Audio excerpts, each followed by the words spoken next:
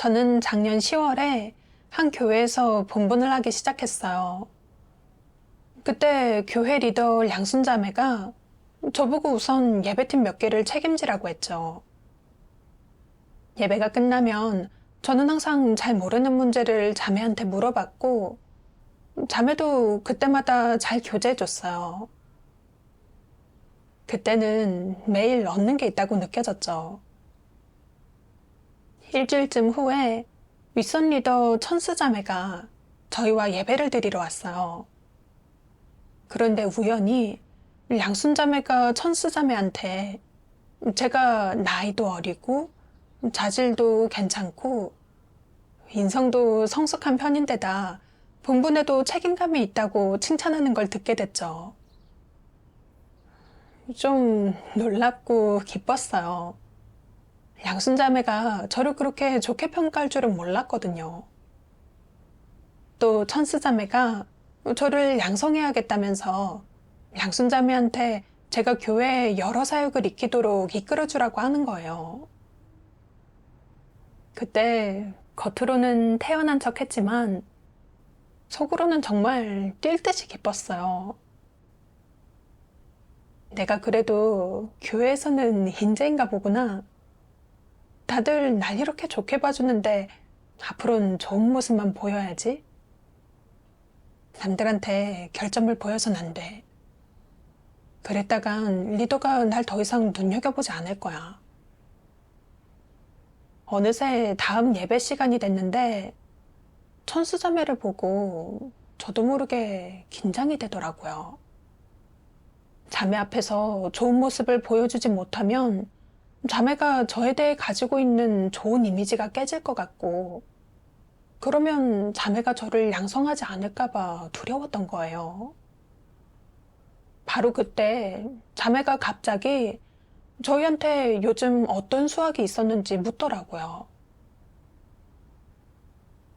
요즘 막 교회 사역 훈련을 시작해서 매일 진짜 바쁘고 생명 진입도 크게 신경을 못 써서 별로 할 얘기가 없는데 어쩌지? 근데 사실대로 말했다가 자매가 생명 진입도 신경 안 쓰고 진리를 추구하는 사람도 아니라고 하지 않을까? 그러면 날 양성할까? 안 돼. 내가 생명 진입이 없다는 걸 들키면 안 돼. 저는 머리를 쥐어짜서 최근에 그나마 인식이 생겼다고 할 만한 체험들이 뭐가 있었는지 떠올려 보다가 그 체험들을 교제했어요. 교제를 하고 그 자매가 별다른 문제를 지적하지 않는 걸 보고 그제서야 안도의 한숨을 쉬었죠. 그 후로는 그 자매가 와서 예배를 드릴 때면 저는 늘 조심스러웠어요. 입을 열기 전에 먼저 자세히 생각해보고 빈틈이 없다고 생각되면 그제서야 말을 꺼냈죠. 그리고 내적 상태를 교제할 때도 중요한 얘기는 피하고 지엽적인 내용만 교제했어요. 문제를 토론할 때도 적극적으로 나서서 제 관점을 말하는 일은 거의 없었죠. 한 번은 예배 시간에 그 자매가 어떤 복음 대상자의 상황에 대해 물어봐서 동역자 자매가 대답을 했어요. 얘기를 듣고 자매는 동역자 자매 전도 과정에서의 문제를 지적하더니 다시 우리한테 물어보는 거예요. 만약 자매님들한테 가서 전도하라고 하면 복음 대상자들의 문제를 어떻게 해결하시겠어요? 순간 머릿속이 하얘지고 심장이 막 두근거리더라고요. 천수자매가 왜 우리 생각을 물어보는 거지? 우리의 자질이나 문제를 해결하는 능력이 어떤지 보려는 건가? 저는 기를 쓰고 전에 들어봤던 복음전도 경험들을 떠올리면서 제대로 된 아이디어가 어떤 건지 생각해 봤어요. 그때 저도 떠오르는 생각이 있긴 했는데 그게 성립이 되는지 확신할 수가 없어서 속으로 고민이 되더라고요. 만약에 이게 가능한 아이디어라면 괜찮은데 이게 말이 안 되고 또 다른 자매가 더 좋은 아이디어를 내면 어쩌지? 리더가 일을 너무 단순하게 생각한다고 자질이 별로라고 생각하지 않을까? 그래서 저는 속으로 계산을 했어요. 우선 먼저 동역자 두 사람 생각을 들어보자. 두 사람 생각이 나보다 괜찮으면 거기다 살을 더 붙이면 되고, 만약 평범한 내용이면 그때 내 생각을 말하는 거야. 그러면 아무도 내 결점을 눈치채지 못하고 내 좋은 이미지에도 영향이 없을 거야. 저는 머리를 한쪽으로 기울여 열심히 생각하는 척 하면서 그 두 자매가 먼저 대답하기를 가만히 기다렸어요. 그리고 두 사람 대답이 끝나고 그 둘의 아이디어 중에서 괜찮은 부분만 골라 제 생각과 섞어서 의견을 냈죠. 천수자매가 이야기를 하는 중에 저를 언급하면서 칭찬하는 걸 보고 마치 마음속에 꽃이 활짝 핀 것처럼 정말 기분이 좋았어요. 이번에 자매한테 제 이미지가 틀림없이 더 좋아졌겠구나 싶었죠. 근데 바로 예배 시간에 조심스럽게 눈치만 살피는 제 모습이 떠올라 은근히 죄책감이 들었어요. 왜 리더하고 예배를 드릴 때면 마음이 이렇게 복잡한 걸까? 천수자매한테 솔직히 털어놓을까? 근데 지금 내적 상태랑 고충을 얘기했다가 간사하고 음흉하다는 소리를 들으면 어쩌지? 그래도 날 계속 양성할까? 그렇게 갈등 끝에 저는 결국 하고 싶은 말을 속으로 삼켰어요. 한동안 저는 기를 쓰고 저 자신을 꾸미고 포장했어요. 교회에서 양성하는 사람은 여러 면에서 훌륭해야 한다고 생각했거든요. 간혹 어떻게 해야 할지 모르는 어려운 일들에 부딪힐 때면 양순자매한테 솔직히 털어놓고 구하고는 싶은데 그때마다 몇 번을 망설였죠. 자매가 날 계속 좋게 봤었는데 혹시 고충을 털어놓고 해답을 구했다가 자매가 날 분량이 너무 작고 자질도 너무 떨어지는 사람이라고 생각하면 어쩌지? 자꾸 이런 생각을 하다 보면 입을 열기가 싫었어요. 그런데도 겉으로는 적극적으로 본분하는 척 하면서 마치 아무런 어려움도 없고 연약하지 않은 것처럼 행동했어요. 그러다 보니 갈수록 예배 시간에 실제 내적 상태와 어려움을 털어놓고 교제하는 일이 줄어들었죠. 형제자매들이 저를 두고 교회에서 양성할 대상이라고 하는 소리를 들을 때마다 저는 더 스스로를 꾸미고 포장하면서 하루하루 살얼음판을 걷는 기분으로 살았어요. 그렇게 주변 형제자매들한테서 좋은 평가를 받고 어디를 가든 칭찬을 받았지만 속으로는 말 못할 괴로움을 안고 지냈죠. 항상 가면을 쓰고 사는 기분이었고 말 한마디 내뱉는 것도 고민에 고민을 해야 했어요. 가슴에 커다란 돌덩이가 있는 것 같고 하나님과의 관계도 점점 멀어졌어요. 예배에서 교제할 때도 빛비춤이 사라지고 내적 상태도 점점 엉망이 돼서 막다른 골목에 든 것 같았죠. 고통과 중압감 속에서 하나님께 이런 내적 상태를 돌이킬 수 있게 도와달라고 기도했어요. 나중에 말씀을 봤어요. 형제자매와 왕래하거나 함께 지낼 때 그들이 자신의 문제를 꿰뚫어 볼까봐, 그들이 자신의 분량이 작다고 할까봐, 또 자신을 무시할까봐 두려워하는 사람들이 있다. 그런 사람은 말할 때 늘 다른 사람에게 열성적이다. 하나님을 몹시 갈망한다. 정말로 진리를 실행하고 싶어 한다는 느낌을 주려고 하지만 사실 마음속은 더없이 연약하고 소극적이다. 그러면서도 강한 척하며 사람들이 자신을 꿰뚫어 보지 못하게 하는데 이 또한 간사함이다. 요컨대 내가 어떤 일을 하든 일상생활을 할 때든 본분을 이행할 때든 거짓을 행하고 위장하며 거짓된 모습으로 사람들을 미혹하고 기만하여 너를 우러러보고 숭배하게 하거나 무시하지 못하게 한다면 그것은 다 간사함이다. 하나님이 말씀에서 분명하게 폭로하셨어요. 주변 사람들한테서 좋은 평가를 얻기 위해 어려움을 겪거나 내적 상태가 안 좋아도 드러내지 않고 겉으로 강한 척하면서 다른 사람들을 미혹하고 속여 남들한테 자신의 실제 내적 상태를 알지 못하게 한다면 그게 바로 간사한 거예요. 생각해보니까 한동안 제가 드러낸 모습이 바로 그랬더라고요. 리더가 저를 양성하겠다고 말하는 걸 들은 순간부터 저는 리더한테 비춰지는 제 이미지를 신경 쓰기 시작했죠.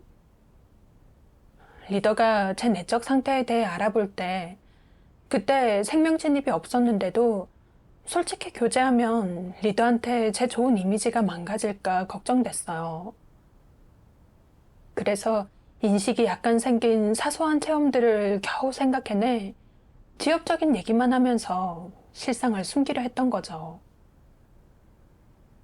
리더가 복음전도 아이디어를 얘기해보라고 했을 때도 혹시나 말을 잘못하면 리더가 제 실제 분량을 알고 더는 양성하지 않을까봐 두려웠어요.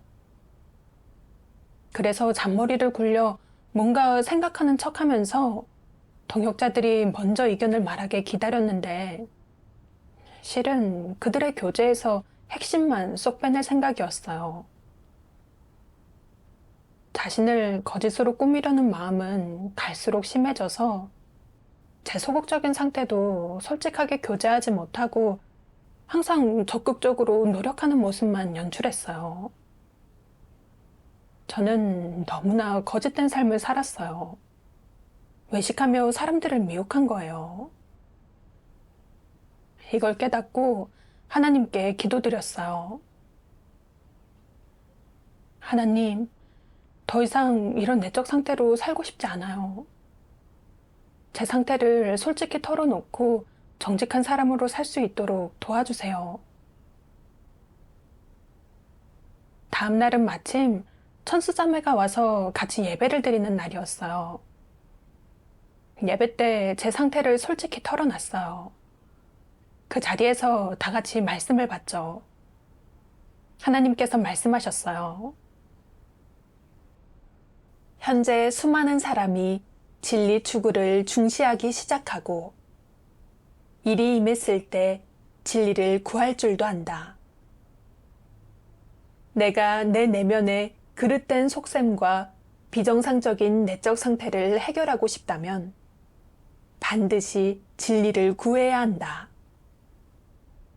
먼저 하나님 말씀에 근거하여 솔직하게 털어놓고 교제하는 법을 배워야 한다. 물론 솔직하게 털어놓고 교제하려면 상대를 선택해야 한다. 적어도 진리를 사랑하고 받아들일 줄 아는 사람. 어느 정도 인성이 좋고 정직하며 올곧은 사람을 선택해야 한다. 진리를 깨달은 사람을 선택할 수 있다면 그들과 교제한 후에 도움을 얻을 수 있을 테니 당연히 더욱 좋다. 이런 사람을 찾아 솔직하게 털어놓고 교제하면 자신의 어려움을 해결하는데 성과가 있을 것이다. 그러나 옳지 않은 사람, 진리를 사랑하지 않고 그저 은사와 재능만 있는 사람을 선택한다면 그는 너를 비웃고 멸시하고 깎아내릴 것이다. 그래서 너는 어떤 도움도 얻지 못할 것이다.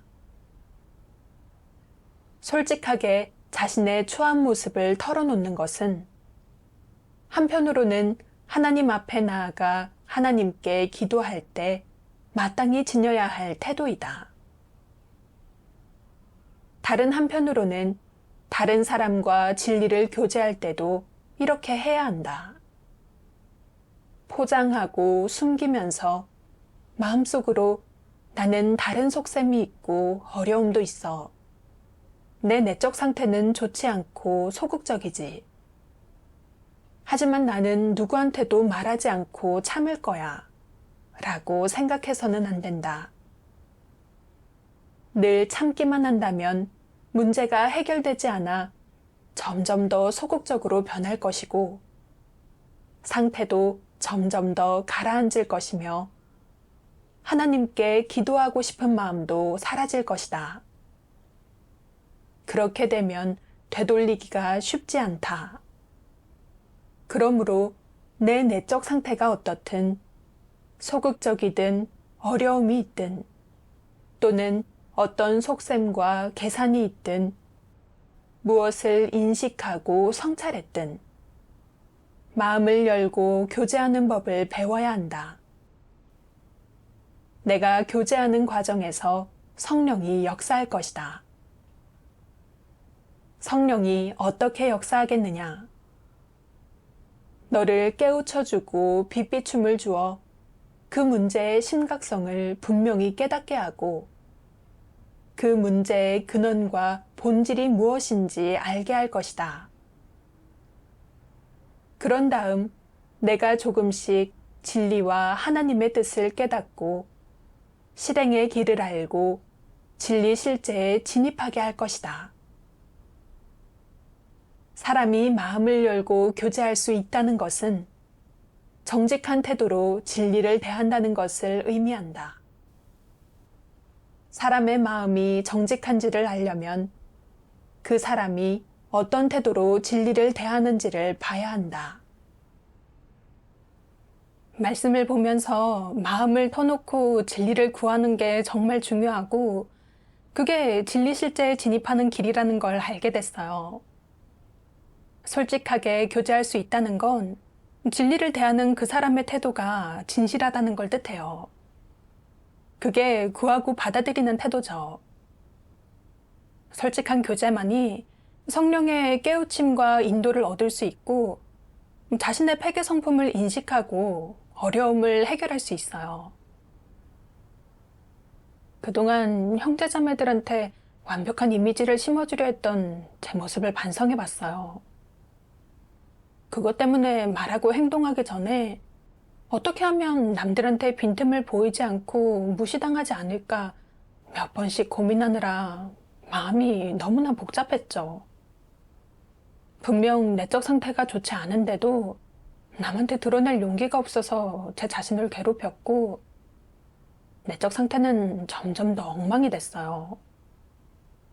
다 자업자득이었죠. 하나님의 본질은 신실하고 하나님은 정직한 사람을 좋아하세요. 정직한 사람은 자신의 생각이든 자신이 드러내는 폐괴 성품이든 형제자매한테 순수하게 털어놓을 수 있고 꾸미거나 포장하지 않아요. 이런 사람은 하나님의 감찰을 받아들일 수 있고 기꺼이 진리를 실행하면서 당당하게 살 수 있어요. 이게 바로 하나님 믿는 사람이 마땅히 가져야 할 모습이죠.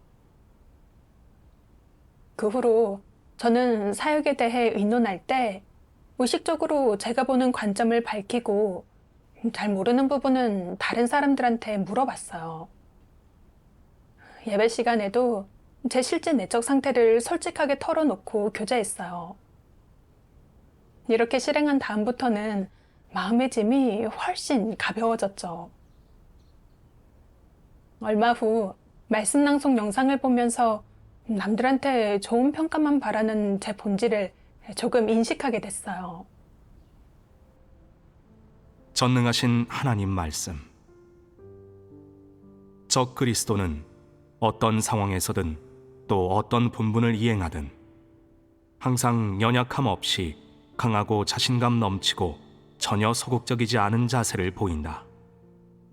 그래서 자신들의 실제 분량과 하나님에 대한 진정한 태도를 사람들이 알아차릴 수 없게 만든다. 사실 그들이 정말 속으로 자신이 무엇이든 다 할 수 있다고 생각하겠느냐? 정말 자신이 연약하거나 소극적이지 않고 패괴를 드러내지 않는다고 생각하겠느냐? 결코 그렇지 않다. 위장에 능하고 은폐에 능한 그들은 사람들에게 자신의 강한 면, 자랑스러운 면만 보여주기 좋아하고 연약하고 실제적인 면은 보여주기 싫어한다. 이 목적은 분명한데 바로 자신의 허영과 체면을 지키고 사람들 마음속 자신의 지위를 지키려는 것이다.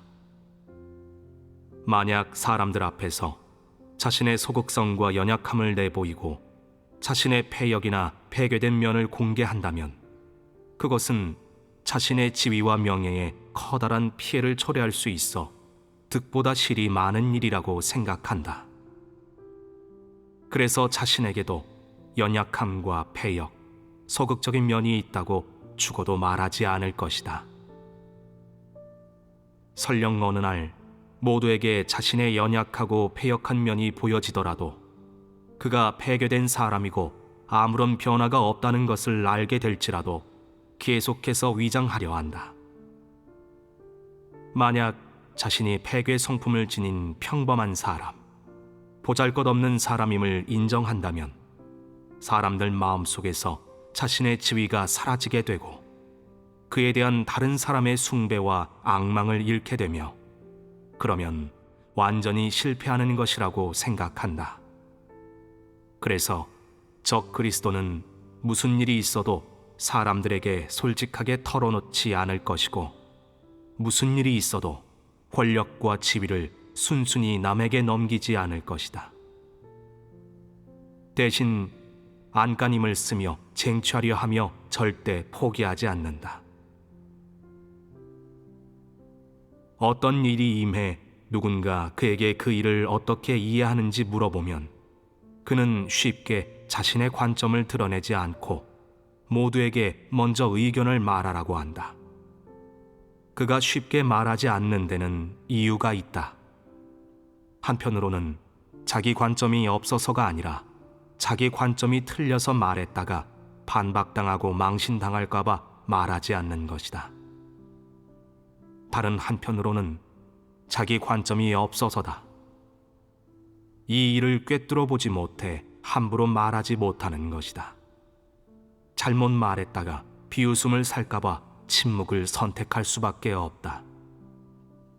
요컨대 그가 자기 관점을 쉽게 말하지 않는 것은 자기 본 모습이 드러날까봐 자신이 빈곤하고 가련하다는 것을 들켜 사람들 마음속 자신의 이미지를 해칠까봐 두려워서다. 그렇기에 모두가 자신의 관점과 생각, 인식을 교제한 후 그는 고매한 말, 상대적으로 근거 있는 말을 가져다가 자기 것인 양 종합한 뒤 모두에게 교제한다. 그리고 그렇게 함으로써 사람들 마음에서 높은 지위를 얻는다. 자신이 완전 무결하거나 거룩하다고 생각하는 사람은 전부 거짓으로 꾸미는 사람이다. 어째서 이렇게 말하겠느냐? 너희가 말해보아라. 폐괴된 인류 가운데 완전 무결한 사람이 있느냐? 진정으로 거룩한 사람이 있느냐? 당연히 없는 것이다. 사람은 사탄에 의해 깊이 폐괴되어 천성적으로 진리를 갖추고 있지 않는데 어떻게 완전 무결할 수 있겠느냐? 오직 하나님만이 거룩하고 폐괴된 인류는 다 더러운 존재다. 만약 누군가 거룩한 척하며 자신이 완전 무결하다고 한다면 이는 어떤 사람이겠느냐? 마귀이자 사탄이고 천사장이다. 바로 영락없는 적 그리스도이다. 오직 적 그리스도만이 자신을 완전 무결한 사람, 거룩한 사람이라 한다. 하나님이 폭로하신 것처럼 적그리스도는 남한테 절대 자신의 진짜 생각을 털어놓지 않고 입을 열기 전에는 고민에 고민을 거듭해요. 그리고 자신을 꾸미고 가장해서 사람들한테 항상 완벽하고 대단한 이미지를 심어준 다음 사람들 마음속에서 자리를 차지하고 그 자리에 따른 복을 누리려고 하죠. 하나님께서 얼굴을 마주하고 저를 폭로하시는 것 같았어요. 저를 양성하겠다는 리더의 말을 들은 뒤로 저는 스스로를 떠받들며 교회에서 양성될 사람은 분명 보통 사람들보다 뛰어나다고 생각했어요. 거기다 남들이 좋게 평가하고 눈여겨봐주는 그런 느낌이 좋았어요. 그래서 리더와 예배를 드릴 때나 형제자매들과 함께 지낼 때나 속으로 어떻게 하면 사람들한테 좋은 이미지를 유지해서 계속 좋은 평가를 받을까 하는 생각뿐이었어요. 그래서 말을 꺼내기 전에는 늘 몇 번씩 고민하고 고민하느라 쉽게 제 관점을 밝히거나 제 결점을 드러내본 적이 없어요. 이런 비열한 수단으로 모두를 속여서 사람들 마음을 차지하려는 목적을 이뤘으니 제가 얼마나 거짓돼요. 사람다운 구석은 찾아볼 수가 없었어요. 사람은 하나님을 높여야 하고 마음속에 하나님의 자리가 있어야 돼요. 근데 저는 늘 자신을 완벽한 이미지로 포장해서 남들한테 높이 평가받고 남들 마음속에서 자리를 차지하려고 했어요. 정말 부끄러운 줄 몰랐죠. 하나님 말씀 중에 특히 이런 부분이 있어요. 폐괴된 인류 가운데 완전 무결한 사람이 있느냐? 진정으로 거룩한 사람이 있느냐? 당연히 없는 것이다. 사람은 사탄에 의해 깊이 폐괴되어 천성적으로 진리를 갖추고 있지 않는데 어떻게 완전 무결할 수 있겠느냐? 오직 하나님만이 거룩하고 폐괴된 인류는 다 더러운 존재다. 만약 누군가 거룩한 척하며 자신이 완전 무결하다고 한다면 이는 어떤 사람이겠느냐? 마귀이자 사탄이고 천사장이다. 바로 영락없는 적그리스도이다. 오직 적그리스도만이 자신을 완전 무결한 사람, 거룩한 사람이라 한다. 말씀을 보고 나서 하나님께 정죄받는 기분에 마음이 찔리고 두렵더라고요. 사탄에게 폐괴된 인간에다 폐괴 성품으로 가득한 주제에 저는 제 자신에 대한 최소한의 인식도 없고 사람답게 살지 못했어요. 그러면서 늘 꾸며낸 모습으로 사람들한테 좋은 이미지를 심어줘 높이 평가받으려고 했어요. 정말 너무 교만하고 뻔뻔스러웠고 이런 제 모습은 하나님의 혐오와 증오를 샀어요. 그제서야 제 완벽한 이미지 뒤에 숨은 비열하고 추하고 더러운 이면을 깨닫게 됐어요. 그 순간 예전에 형제자매들한테 칭찬받았을 때 의기양양하던 태도와 제 자신을 거짓으로 꾸밀 때의 마음 상태를 떠올려 보니까 너무 역겹더라고요. 스스로가 너무 이성이 없다고 느껴졌어요. 사실 아무리 사람들한테 높이 평가받고 칭찬받는다고 해도 성품이 변화되지 않고 거짓되고 간사한 사탄 모습으로 산다면 끝에 가서는 역시 도태되고 말 거예요. 그러면 결국 모든 게 수포로 돌아가는 거죠. 나중에 또 말씀 낭송 영상을 보게 됐어요. 전능하신 하나님 말씀. 평범하고 정상적인 사람이 되기 위해 어떻게 실행해야 하겠느냐? 어떻게 하면 그렇게 될 수 있겠느냐?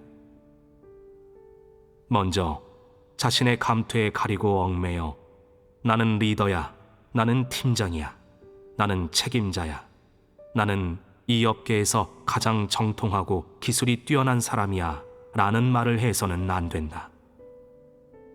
자신이 만든 이러한 감퇴에 가려져서는 안 될 것이다. 그것에 가려지는 순간 그것은 너의 손발을 올가맬 것이며 내 말과 일처리 그리고 내 정상적인 사유와 판단에 영향을 줄 것이다. 너는 이러한 지위의 속박에서 벗어나야 한다. 먼저 내 상상 속 그 직함의 위치에서 내려와 평범한 위치에 서야 한다. 그럼 정상적인 마음가짐을 갖게 된다. 또한 나는 이 일을 할 줄 모르고 저 일에 대해서는 아는 게 없어. 그러니 찾아보고 배워야겠어. 나는 이 일을 겪은 적이 없어서 할 줄 몰라 라고 인정해야 한다. 이렇게 마음속 말, 솔직한 말을 할 수 있으면 이성적이고 정상적인 것이다. 사람들은 실제 너를 알게 되어 너에 대한 시선도 정상적일 것이며 너 또한 위장하거나 큰 압박감을 느낄 필요 없이 사람들과 정상적으로 소통할 수 있을 것이다. 이렇게 살면 마음이 무척 가볍고 자유롭다. 사는 게 너무나 피곤하다고 느끼는 사람들은 다 자신이 자초한 것이다. 위장하지 말고 포장하지도 마라. 먼저 내 마음속 말, 실제 생각을 솔직히 털어놓아 모두가 알고 이해하게 해야 한다. 그러면 너와 사람들 사이의 거리감이나 의심, 내 마음속 고민이 전부 사라질 것이다. 이 밖에 너를 속박하는 것이 한 가지 더 있다. 바로 너는 늘 스스로 팀장이나 리더 일꾼이며 직함과 신분이 있는 사람이니 내가 이 일은 잘 모르고 저 일은 할 줄 모른다고 말한다면 이는 자기 비하라고 생각하는 것이다. 내가 이러한 심리적 속박에서 벗어나고 스스로 리더 일꾼이라고 다른 사람보다 뛰어나다고 생각하지 않고 자신이 그저 남과 똑같은 평범한 사람이며 어떤 부분에서는 남보다 못하다는 마음가짐으로 진리를 교제하고 사역에 관련된 일들을 교제하면 성과도 분위기도 달라질 것이다. 만약 내가 늘 마음속에 근심을 품고 압박과 속박을 느끼며 이러한 것들을 내려놓고 싶지만 그러지 못하겠다면 하나님께 열심히 기도하며 자신을 반성해 보아라. 그리하여 자신의 부족한 점을 파악하고 진리의 공을 기울여 진리를 실행하면 성과가 날 것이다. 저는 지금까지 교회에서 양성하는 사람은 반드시 가장 뛰어나고 가장 완벽한 사람이어야 한다고 생각했어요. 근데 이제 그 관점이 잘못된 거라는 걸 알게 됐어요. 하나님 집에서 발탁하고 양성하는 사람은 완벽한 사람이 아니에요. 초인이나 위인은 더더욱 아니죠. 그냥 부족하고 폐괴를 드러내는 평범한 사람이에요. 어떤 사람이 양성된다는 건 단지 그 사람한테 훈련의 기회가 주어졌다는 거지, 그 사람한테 결점이 없다는 뜻도 아니고, 그 사람이 보통 사람들보다 잘났다는 뜻은 더더욱 아니에요. 사실 제가 무슨 본분을 하는지, 그리고 제가 양성될 대상인지 아닌지를 떠나서 저는 그냥 평범한 사람이에요. 폐괴도 있고, 결점도 있고, 단점도 있고, 능력이 안 되는 부분도 있어요. 제 장점과 단점을 똑바로 보고 늘 자신을 성찰해야 돼요. 또 제가 실제로 드러낸 것과 진실한 생각을 형제자매들한테 털어놔서 폐괴와 단점을 모두가 알게 해야 돼요. 그게 바로 이성적인 행동이죠. 전에는 제 결점과 약점이 드러나면 남들한테 무시당할까봐 감싸기에 급급했어요. 근데 사실 그런 행동은 스스로한테 해가 되는 일이에요. 저와 하나님 사이의 정상적인 관계가 사라질 뿐만 아니라 사람들이 제 결점을 보지 못하면 저를 도와주고 보완해줄 수도 없어요. 이런 식으로 분분하면 시간이 아무리 지나도 발전할 수도 없고요.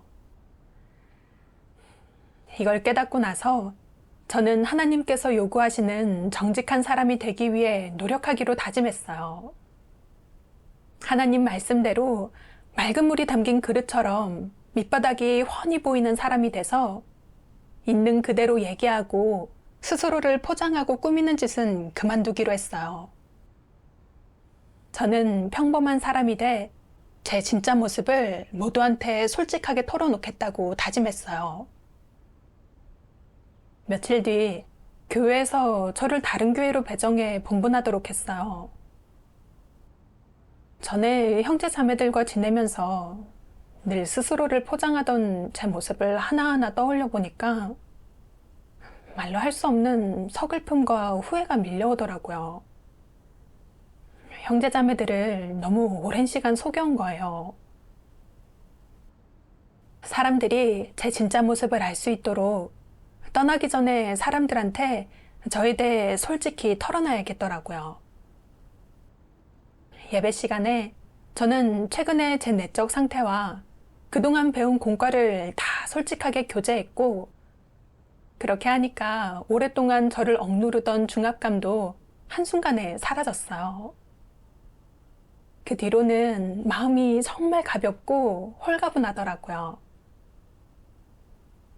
근데 형제자매들도 뜻밖에도 저를 우습게 보지 않고 오히려 격려해주는 모습에 정말 감동이 밀려오고 눈물이 막 나더라고요. 그날 집으로 돌아오는데 제 몸을 비추는 겨울 햇빛이 유난히 따뜻했어요. 정말 속으로 하나님께 감사와 찬미를 드렸어요. 그 후로 형제자매들과 지낼 때는 더 이상 소위 그 좋은 이미지에 집착하지 않게 됐어요. 그리고 평소에 내적 상태나 어려운 일이 생기면 형제자매들한테 있는 그대로 털어놓고 물어봤어요. 예배 때도 아는 것만 교제하고 잘 모르는 부분이 있으면 형제자매들한테 얘기하고 물어봤고요. 그리고 형제자매들의 교제와 도움으로 잘 모르는 문제도 점점 잘 알게 됐어요. 한동안 이렇게 실행했더니 본분 이행에서 어느 정도 발전이 있고 심리적으로도 자유롭고 홀가분해지더라고요. 또 정직한 사람이 되는 길을 실행하는 데서 오는 편안함과 평안을 느끼고 이렇게 사는 게 얼마나 좋은지 깨달았어요.